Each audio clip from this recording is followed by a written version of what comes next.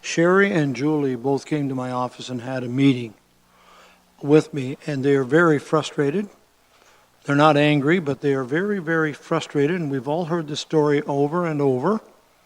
I'm not being critical of staff. They have to do what they have to do, but they said it's just getting to the point where it's very painful to get involved in applying for a lottery license in this county. They've checked with other organizations and other municipalities. They do not believe, and I'm just relaying what they said to me, they do not believe that it is this difficult. And so I said to them, I need an example. Like, you can talk general terms. I don't go in and apply for a lottery license, never have. Give me an example. So they have in their letter provided an application to manage and conduct a blanket raffle lottery, which is in your package. So I want to bring this up, and again, I am not being critical of staff. I am simply suggesting we need to see if we somehow can streamline things. I'm on page 205. This is one of the examples we went over. On page 205, they have indicated, and I know that the original thing has highlights on it that you can't see on here in color, but if you look at section 4 called Details of Lottery Trust Account, and in that section, from there to the bottom, it says, attach copies of bank statements for report period. And there you fill in the bank, the lottery thing in the bank, and there it is in the address. Then it also says, we the undersigned, et cetera, and there's their names, filled out, looks good. Then at the bottom it says, instructions to licensees, submit all deposit slips for the lottery trust account, attach a list of all prizes and prize winners, etc., and attach an itemized list.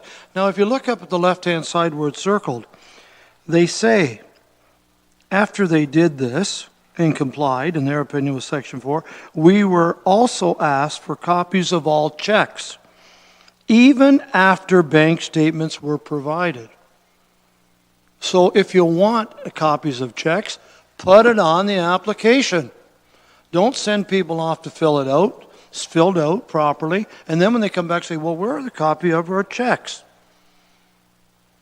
This is what we're talking about. If you want copies of my checks, don't ask me for a bank statement, because I'll give you a bank statement. And if you want copies of checks, which there's not a lot of them around anymore because of the banking system, but these are the type of things they're saying, that just doesn't seem to end. It's never, we comply with what you ask, and then now you want copies of checks. Let's get it on the application. Wouldn't that make sense? Mr. Clerk? Through you, Mr. Mayor, those are requirements 10.1 and 10.2 of the attached to the application. So they haven't included the terms and conditions of the lottery licensing application, but there is a terms and conditions sheet from the ACGO that I have here that's raffle licenses, terms and conditions, and those are requirements directly in here, 10.1, 10.2. So we're if I may, go ahead. All checks are electronic images, backs and fronts of checks returned with monthly statement, all the applications for requirements for providing banking and financial information. So these are directly things that they are receiving on a provincial, like these are the provincial forms that we're providing them when they do get it. So it's not something that we're saying as staff. It's something that we're saying to them here, this is a requirement, and it's the province really requiring it. And Mr. Clerk, if I may, where on this application that they have provided us in our agenda package does it talk about that checks need to be, or copies of checks need to, I don't see section 10 in the application. No, through you, Mr. Mayor, it's there's a terms and conditions for all licensing that the ACGO provides, that we provide with every application. You see the problems, ladies and gentlemen? This is a provincial. I'm sorry, I apologize. It's a provincial form. Go ahead, Andy. Yeah, no, it's not ours, so it's the province. Oh, okay, but that's a different document than the application, correct? It's provided at the same time as the application. So they just have they've removed the appendix to the application. Why could not stuff that the applicant needs to submit either in the application or with their application, why could that not be all put on the application form? These are the things that people are really struggling with. Because that's a requirement, but it's not part of the application. It's a part attached to the application, correct? We need to revise so that when simple people like myself can come in, aren't going through all these pages. Application looks good. Oh, wait a minute. I didn't go through that page. I didn't realize that was part of something I had to submit. Like, cannot this be streamlined for people so it's simple? I'm just asking. Through you, Mr. Mayor, these are the province's forms, so they are not our forms. We cannot alter the forms. I know, and just to highlight, my staff do spend a lot of time. These two individuals here, Ms. Pell and Sherry, aren't the volunteers who actually operate it. So they've met repeated times with the volunteers. They've had handshakes, and the volunteers have left happy. The issue that we have is that the actual Norfolk General Hospital, to this time, refuses to operate a separate lottery licensing account. So from our perspective, an organization of this size should be able to do very simple, routine financial reporting, which is all that the province is requiring. And I'm certainly not trying to get into an argument or a heated debate here. I'm saying that I know these two ladies. I recognize that they're not always the ones coming in, but their concern is that this has become a very, very complicated and frustrating process, and I hear it from others. I would think that if we have all the legislation and the application, that some sort of summary checklist could be made out and handed to people with the application saying, everything that you need, start checking it off, and when every box is checked, bring in your bank checks, copies of them, along with your banking information. I just think that a lot of people are really, really frustrated with this process. There has to be an easier way. I'm sorry that I took so long, but I sense the frustration these people have. Councillor Columbus, and then Geisens. Well, Mr. Mayor, I too, like other councillors, over the years have had a lot of concerns raised. People are frustrated. It's no wonder some of our volunteer organizations are just throwing in the towel and disbanding their organization. I know that the Kinsman Club in Delhi, they've just recently sold their building, and it's because of things like this that get in the way. So the one thing I'm wondering, every municipality must be having the same problem. We're no different than any other. So why can't we go to AMO with some kind of a resolution asking support from other municipalities for the Ontario government to change this legislation and streamline it a little better, make it easier for volunteers to get out there and raise money? I see Mr. Curry, I think they're going to speak to.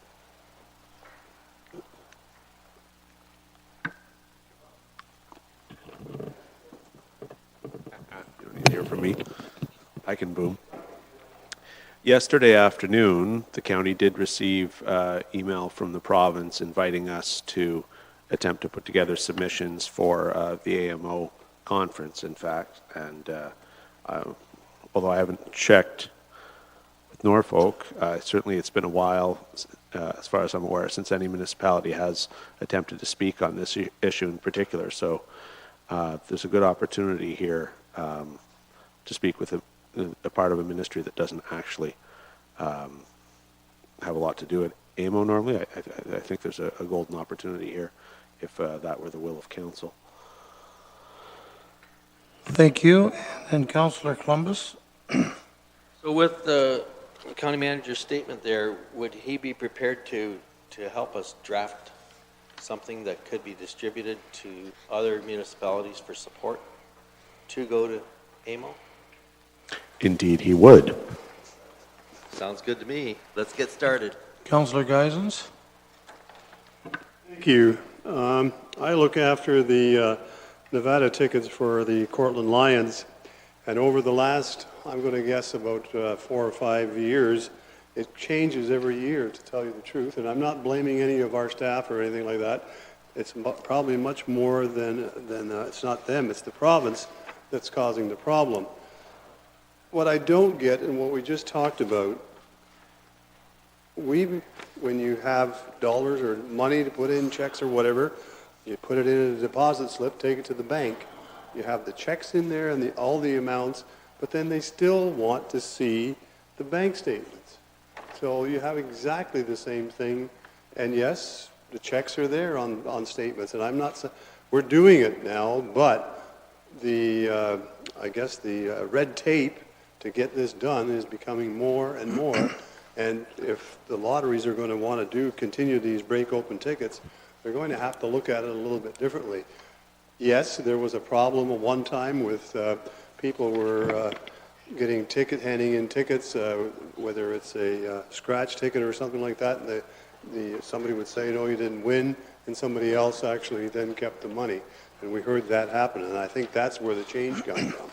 But somehow or other, we need to look at making sure that we do everything that needs to be done, and there's no funny business or anything like that. But we need to look at making it easier for all of our service clubs, because if we don't make it easier for service clubs and all the others that come along, we are, as somebody just said a few minutes ago, which was Councillor Columbus here, we're going to lose some of our clubs, as far as I'm concerned. It seems to be harder and harder all the time. We're going to continue to do what they want, and we're doing whatever they want, but everybody has complained and everything like that. And sometimes you get, well, why does the county think we're crooks or something like that? And I said, it's not the county, it's the province. So theoretically, we're getting part of the blame when it's really not ours. Thank you. Thank you. Councillor Wells? Well, thank you very much, Mr. Mayor. Mr. Mayor, this is one of the things that I have noticed that has changed greatly since I have become a councillor over the years, and that is the province is setting more and more rules, more and more regulations, more and more involvement in operating our county business or municipal business, if you wish. And unfortunately, Mr. Mayor, we are the ones who have to deal directly with the ratepayers, customers, and they think it's our fault. It's us, you son of a guns, when it's not really our fault, Mr. Mayor, but yet we get the blame for it. It's really frustrating for us, and it's equally frustrating for the people who are applying to deal with the county. Thank you, Mr. Mayor. That's my rant. And I just want to add, I want to make it very clear here that in dealing with Julie Powell and Sherry Shearer, they are not for a moment suggesting that our staff are trying to make it difficult. They're not suggesting that staff should not be following the laws of the province, because you know it's important that rules are followed where the province is involved, absolutely. But what they are suggesting is there a way that this county can assist people in completing complete applications and do it once and do it right? One suggestion, and I don't know if it's possible, but we have an application.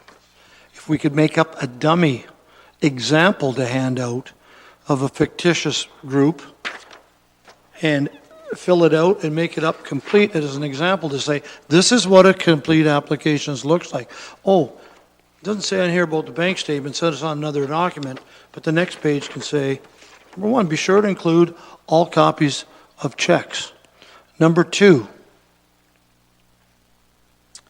make sure you also submit copies of actual invoices. That's in addition to the list that you're asked on the application. So there's two pieces of paper. There's a proper application. Now, I don't know what else you could do for people. That would be one of my suggestions, is a dummy, fictitious organization with a complete application. And I don't know, Andy, if that's just a thought, but I think people are feeling they're getting it bits and pieces as they go. I don't know. Yeah, through you, Mr. Mayor, that's a great idea. I mean, obviously, one of the things I'm hearing from council is if there is, we want to avoid duplicate reporting of the same information. So I completely understand that, and I'll have a talk with my staff about that. Thank you. One of the things that we've done is, as you know, it's been kind of a year and a half rollout where we've been trying to get people in place. So we've been continuing to license, and we've been slowly bringing groups into compliance. So I can understand that a lot have had a lot of struggles because it does seem like there's something additional being put on, because we didn't want to just slam stuff down on people and say, this is everything you've got to comply with now. We've been extending the licensing to allow them to continue. One of the things I'd highlight is that, I'm very proud of the staff on this, because I've never had such positive feedback. So I know it's a very negative portfolio, but some of these people come in and say, it was tough, but now I understand. We've got everything worked out. And I received more emails, more letters in the last year and a half about the deputy clerk and the licensing officer that have just overwhelming kudos. So I know there are negative aspects to this portfolio, but there are also we're getting some big high fives on some of the work from these organizations that initially bring the complaints forward to council members and others. Okay, the bylaw, or the motion to receive this information, what did I do with it? I don't know. Oh, sorry, I have it. Okay, you have it, that's fine, thank you.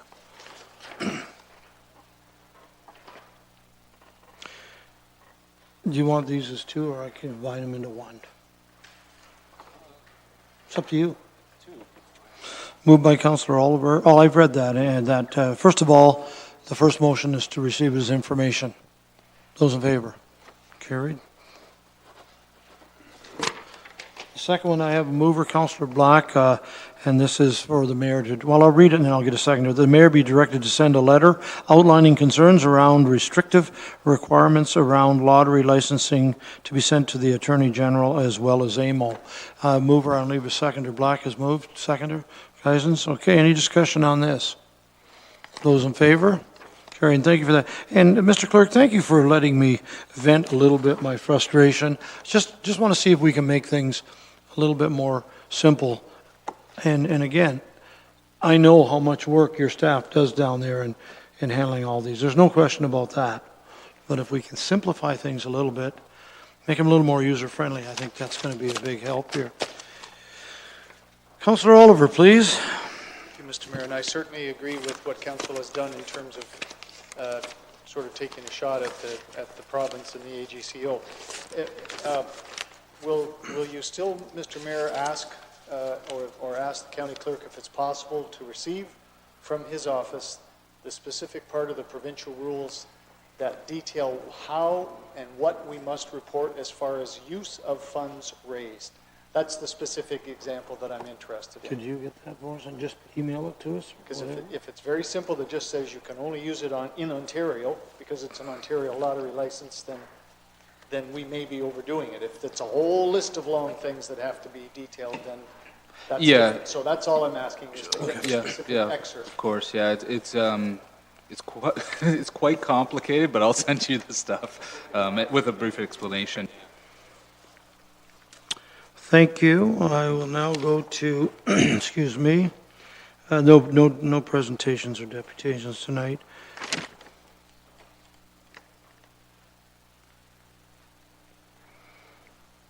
Through the communications reports, any reports of council members, board you sit on?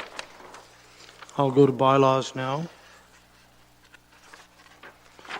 Moved by Councillor Sonnenberg, seconded by Councillor Brunton, that bylaw 50P2017 and bylaws 2017-53 through to 2017-56 inclusive be approved, signed by the mayor and clerk and fixed with the corporate seal. Any discussion on those 5 bylaws? Those in favor? Those are carried. Thank you. I have no motions tonight, but we do have a notice of motion. Councillor Height, I'll turn this over to you, your notice of motion. Just very quickly, Mr. Mayor, hopefully some people are listening and they can get some input when we do come for that time. As you're well aware, Canada, Montreal, the East Coast, they're suffering the effects of a lot of flooding. Okay, so what I'm proposing is to ask staff to come forward to look at a shoreline protection plan. This is not to be confused with the shoreline management plan, because the management plan can have an option that's the do-nothing option. I'm pretty much finished with the do-nothing option, Mr. Mayor. As I sit, it's been quite a long time for a lot of my constituents on Woodstock Avenue to be able to get the whole process and go through all the red tape and run around just to be able to protect their cottages. You know, there's some other spots up further up Woodstock now. It's they require some help too. Their cottages it's eroding pretty good up there, and I think it's time we start looking at Long Point as to what it is, and it's high-value properties, and people need to be able to protect them. So, thank you, Mr. Mayor. Thank you, and we won't be certainly discussing that tonight, but it'll be coming forward 2 weeks hence. Thank you, sir. Other business, we have in our packet tonight an action item list. I very much appreciate this list. It starts on page 227. Any concerns about this list or questions? I just have one, and Mr. Baird, this will involve you.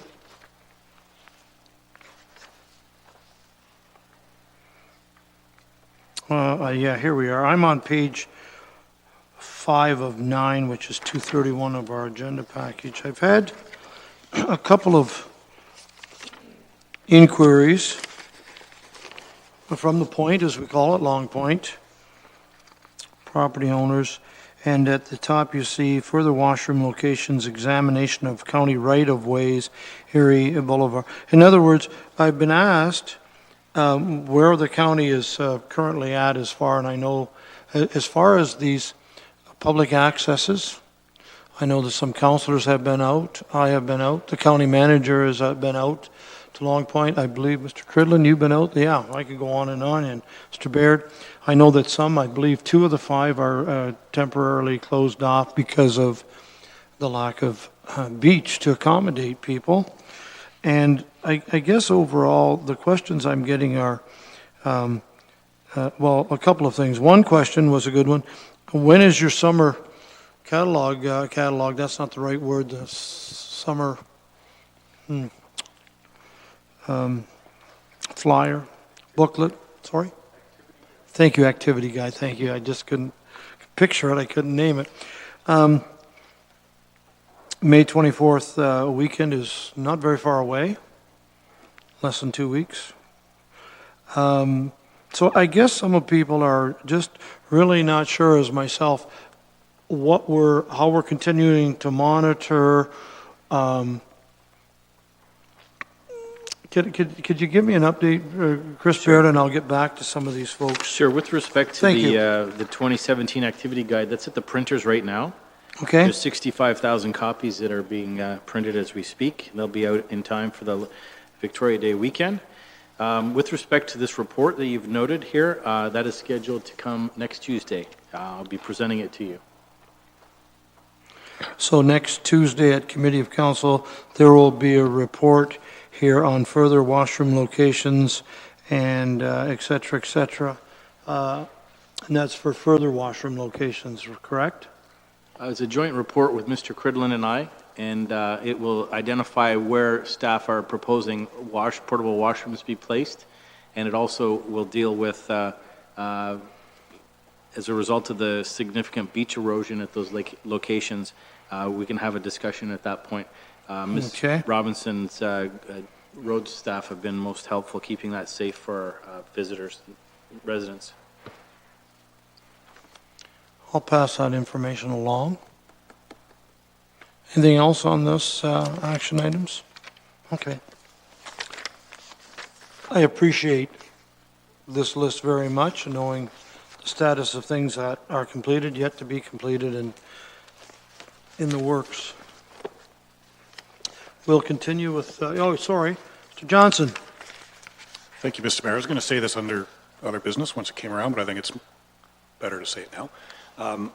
Through you, Mr. Mayor, I'd like to give an update on some of the upcoming reports from Finance related to this. Sorry, which reports? I apologize.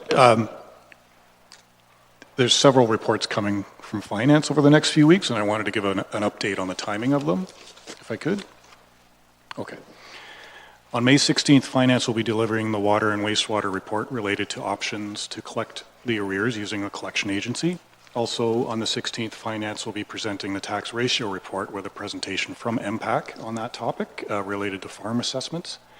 And the holding tank report will be on schedule for later this month. However, I would like to request from council an extension to June for the salary gapping report in order to give the proper time commitment to prepare that report.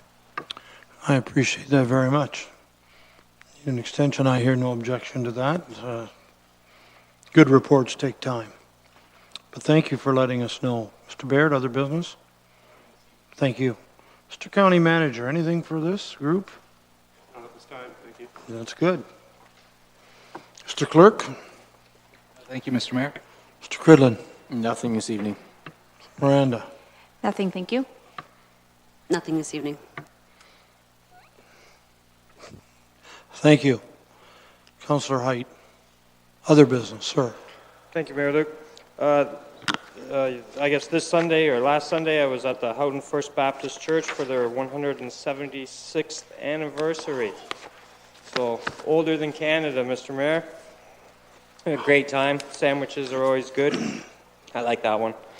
All right, my next one is, I see we're in our other package or somewhere along here, I read there's health inspectors are inspecting for water haulers.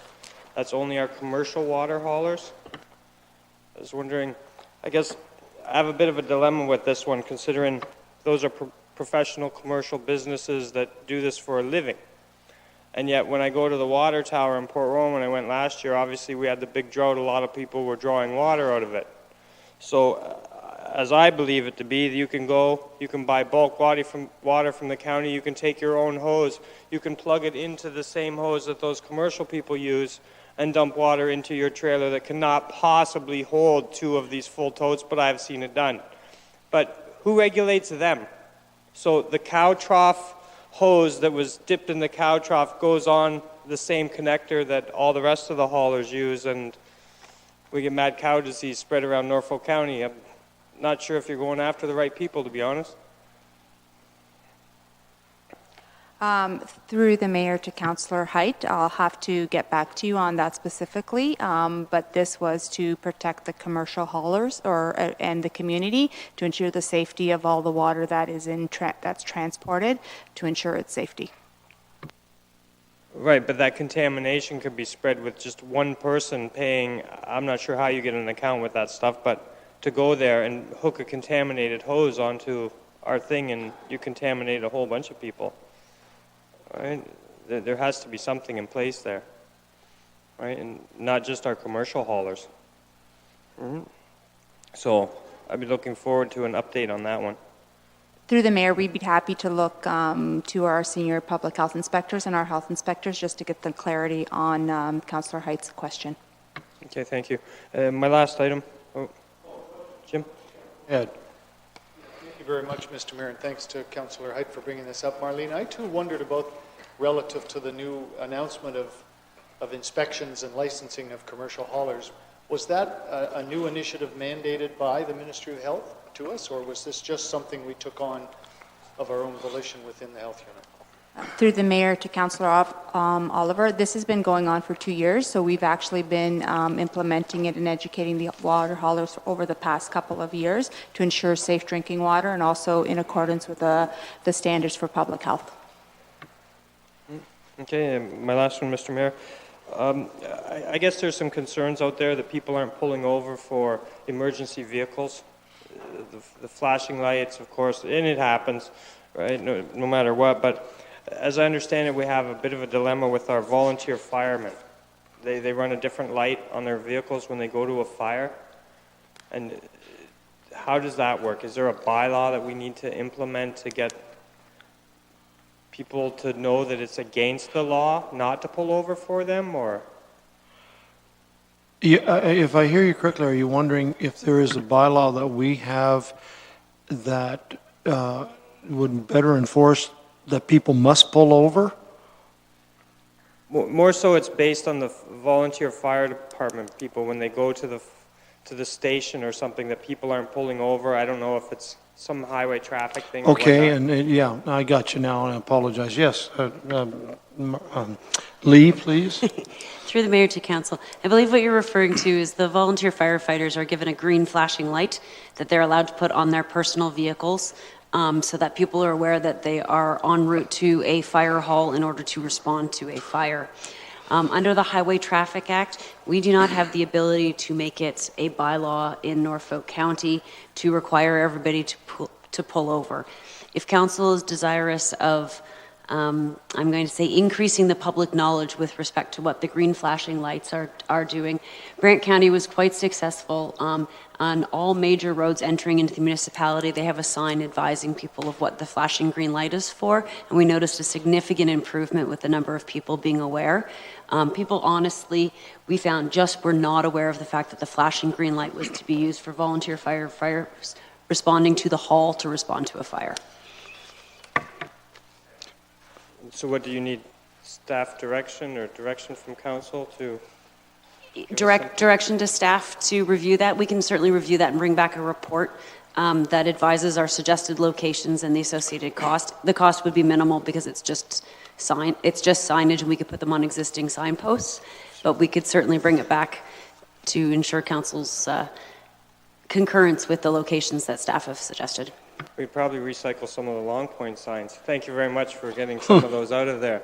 But yeah, if we could do that, Mr. Mayor, I heard it's I a think problem. Lee is willing to do that. And Councillor Hart, if I may add to that, two things. I'm always looking for something to say in my messages, whether it's the tax bill that goes out. So that's something I think that's very worthy place to remind people of that. So I will make a note of that when I get the next time to comment on tax bills. Secondly, I have to say that once in a while I've caught myself kind of driving down the road and then all of a sudden look in the rearview mirror and there's a pickup truck with that green light. And I have to be honest with you, there's no sound. So sometimes I have to admit I'm guilty. And sometimes you don't see them that often, but when you do, I know to pull off. But sometimes I miss them when they come up from behind. Good point. I have other business from Councillor Wells next.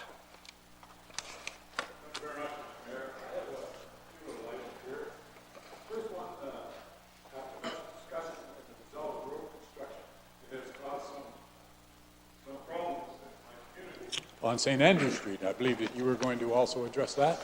So I will say a couple of things.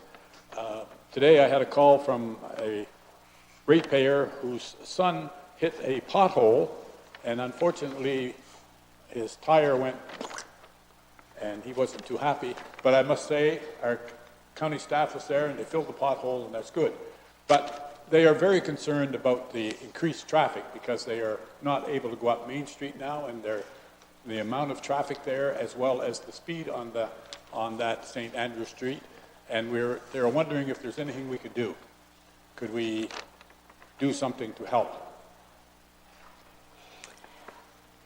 Through the mayor to council, speeding is an issue for enforcement by the OPP. It is a road that is posted at 50 kilometers an hour. We can certainly ask the police to do a review through the Police Services Board and probably put out their speed spy, I believe they call it, to do that. Should we find that speeds are extremely excessive, we can ask them to do increased enforcement in the area. But I would not suggest we take much more action than that, as their concern is the speed. Yes. And that really is an enforcement issue, and it shouldn't be addressed through other means.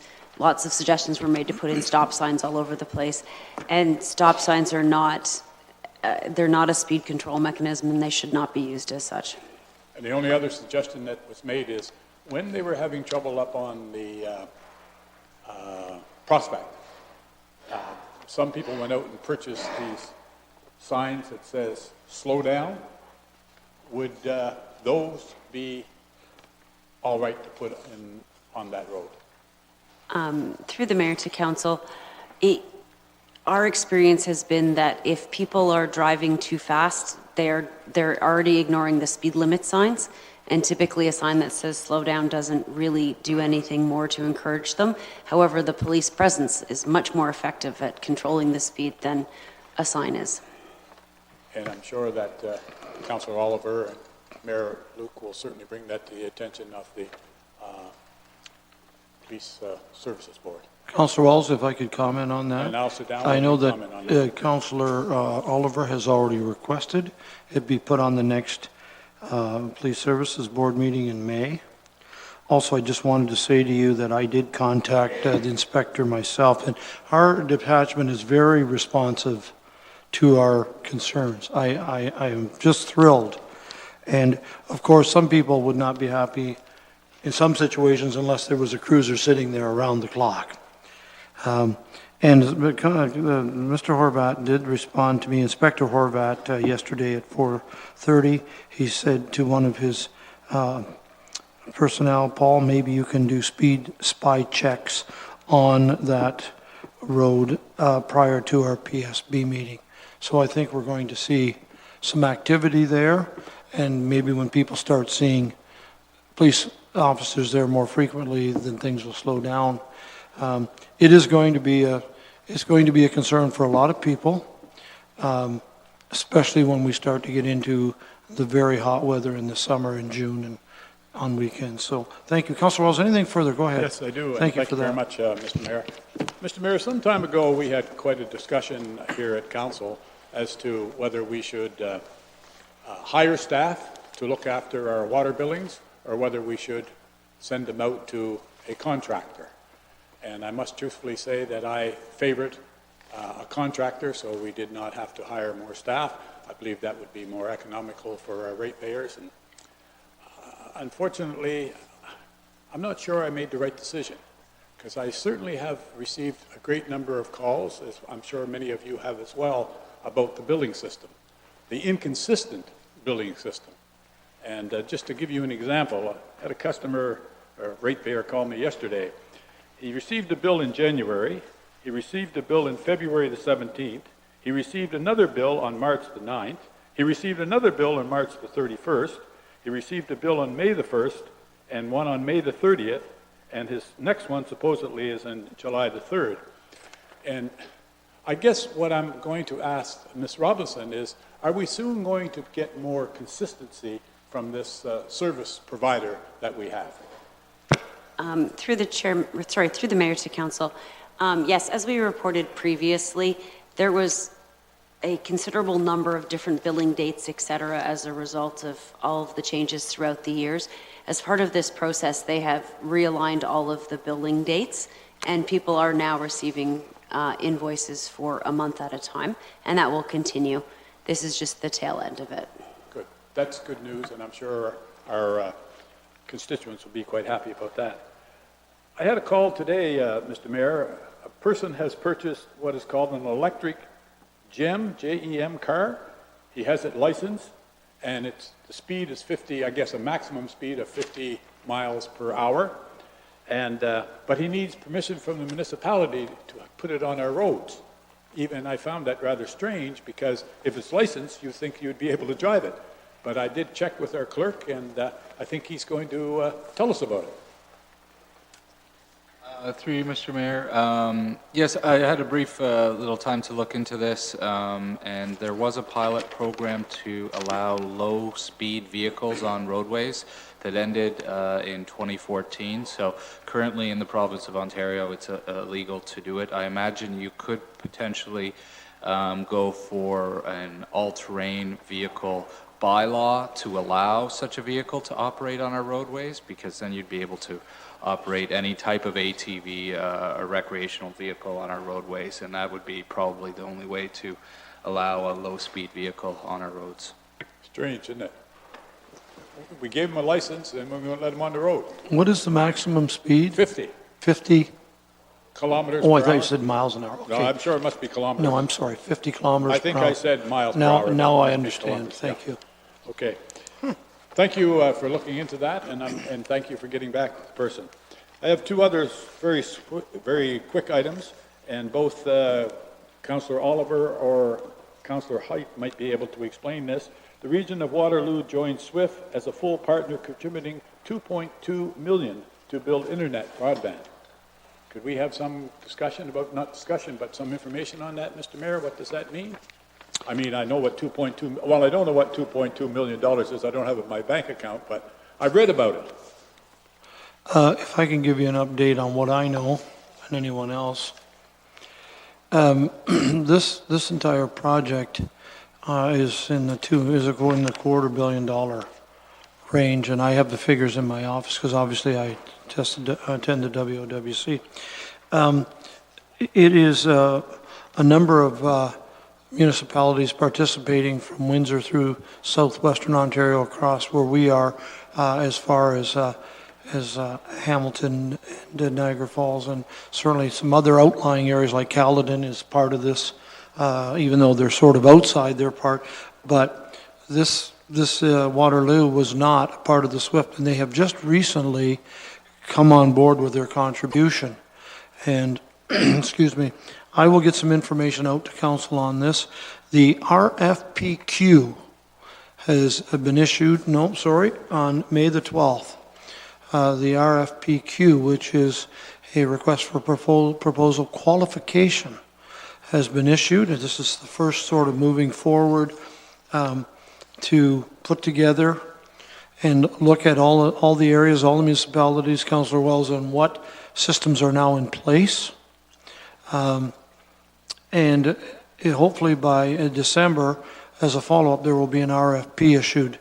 The work is scheduled, and hopefully, again, these are timelines, to begin in 2018, based on the information I have, and with a completion date of 2021. Sorry about the voice. So, we're 4 years yet even getting to that stage, and beyond that, there's been some discussion on how these fiber lines will come in to Norfolk County, let's say at different areas. Good. And then from there, it'll be up to local providers to proceed. And as you know, we are also committed to this and contributing financially. I'm very positive that this thing will become a reality in your or my lifetime. Good. But it's a lot of work. Just remember, I'm old, so I don't have much of my lifetime left. And I'm not sure if Councillor Hyder and Councillor Oliver want to add anything. I will make a note to get some information to you on this, okay? And my last one, Mr. Mayor, is in this information package, there was something here called support of postal banking. What is postal banking? Does anybody know what postal banking is? That was in the information. I wondered that myself.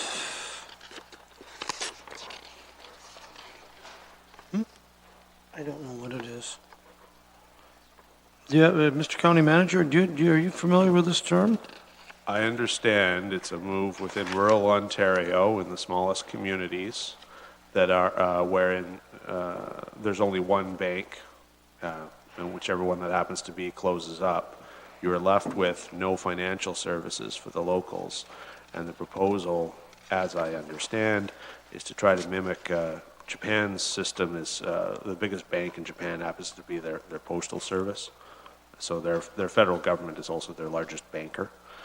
And to try to be able to access those systems through Canada Post outlets, which generally speaking are not fleeing rural areas the same way bank financial institutions are. That's been my understanding from conferences I've attended, but I can't tell you more than that.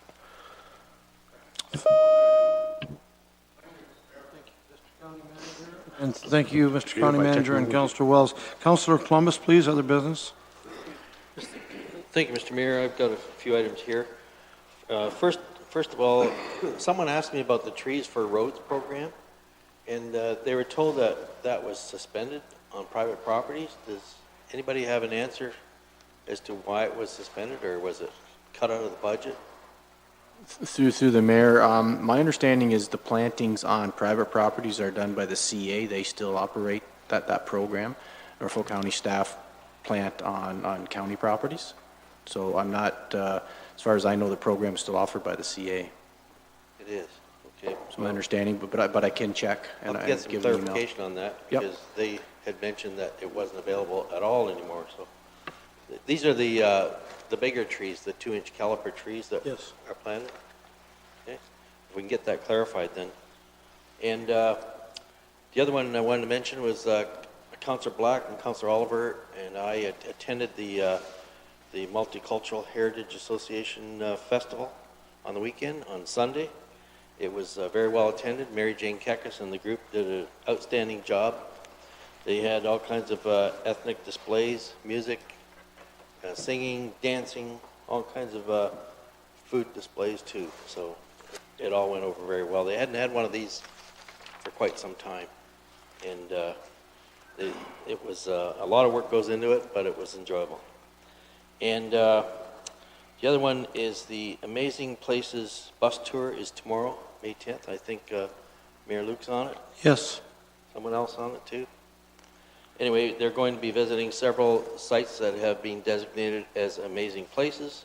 And this is basically a networking opportunity for people that are involved in the restaurant business, the tourism business, to network to suggest if tourists come to the area, where you can go to visit to see different historic sites and amazing places. For example, the Sutton Conservation Area is one of the sites. Then the Joe Subak viewing area by Turkey Point, the First Forestry Farm will be a stop.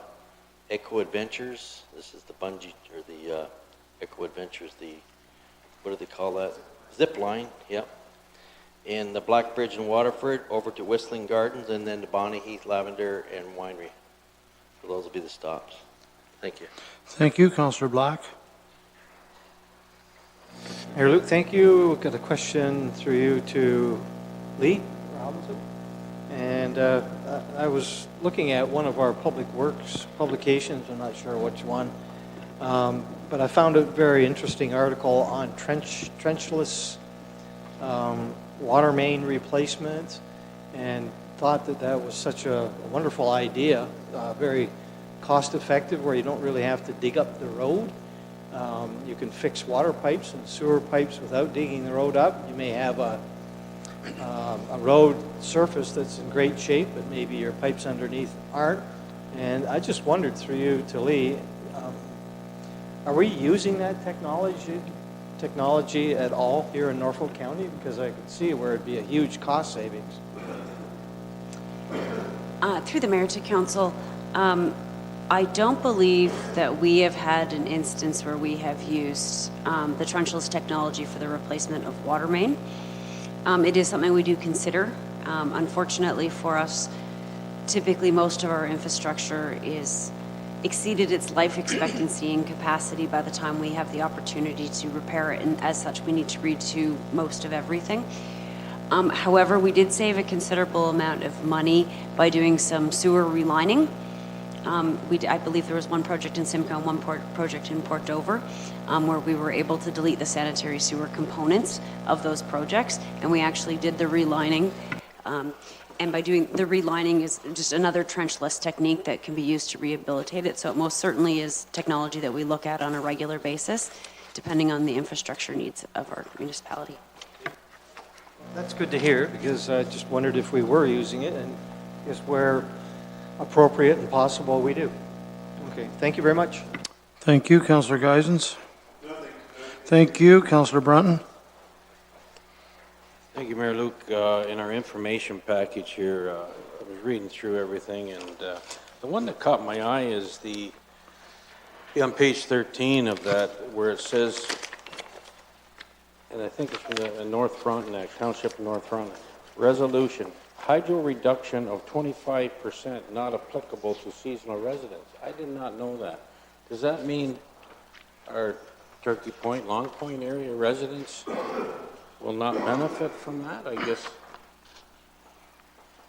Does anybody know? I don't know. I saw this. I really do not understand this based just on this resolution, and I did read it, so I can't answer that. It's going to be a little bit of a shock when some people get it and others don't, I would think. My other question is... I don't know if it's even legislated. Go ahead. No. Anyways, the other one was on page 17 and 18. Did we support that issue regarding septic tank cleanouts? I think we did. Okay. And the other one I was going to ask Lee, you know, I get a little frustrated when people continue to badger about, oh, the rec center, we can't breathe right down there. But Lee, is the HVAC system we put in working now? The new one, or whatever it is?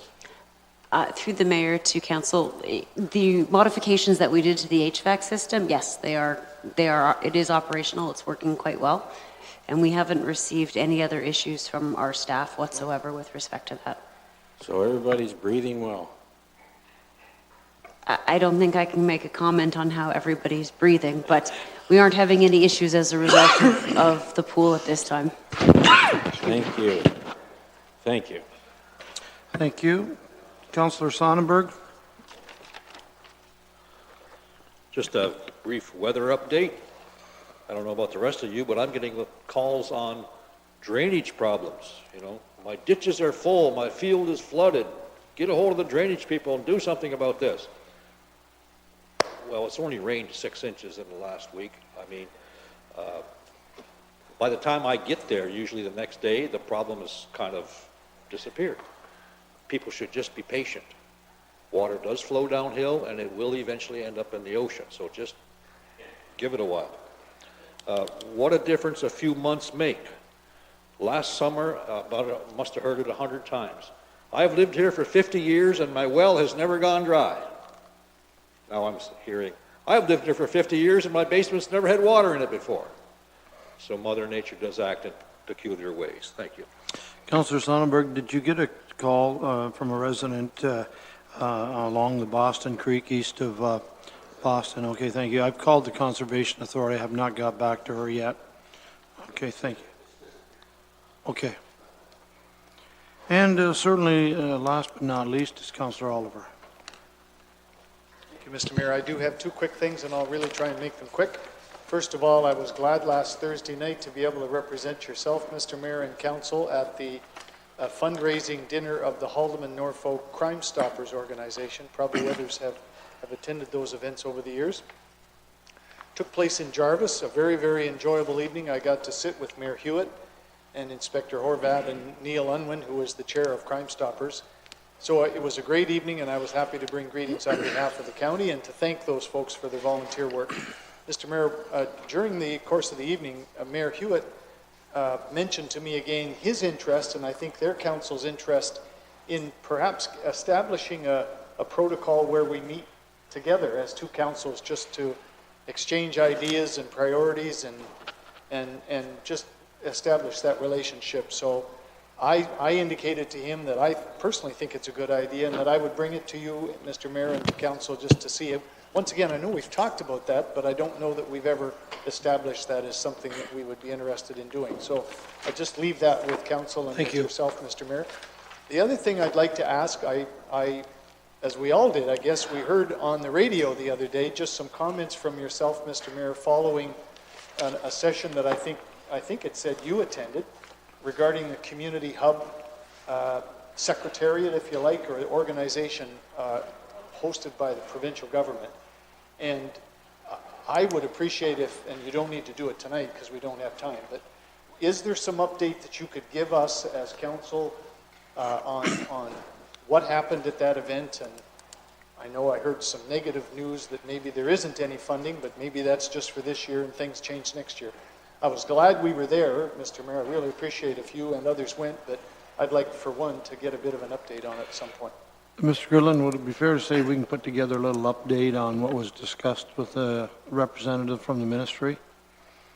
Sure, yeah. Yeah, and I'll be around. I'm on the tour tomorrow, but I'll be around later in the week, and I'll make note of that we can get something out to you. Some good stuff came out of it and some challenges as well. Thank you very much. I have nothing really to report. I've got some things I could, but I'm looking at the hour. So I just want to, before I do the preceding bylaw, say thank you to council members and to staff.